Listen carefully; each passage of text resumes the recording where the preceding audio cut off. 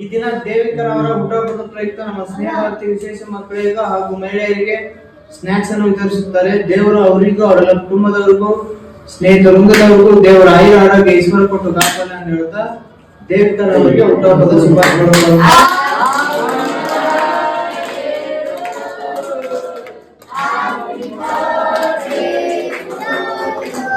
చూసారు కదా, ఎన్ని కోట్లు ఇచ్చినా కొనలేని ఆనందం అయితే ఈరోజు మేమైతే చూసాము.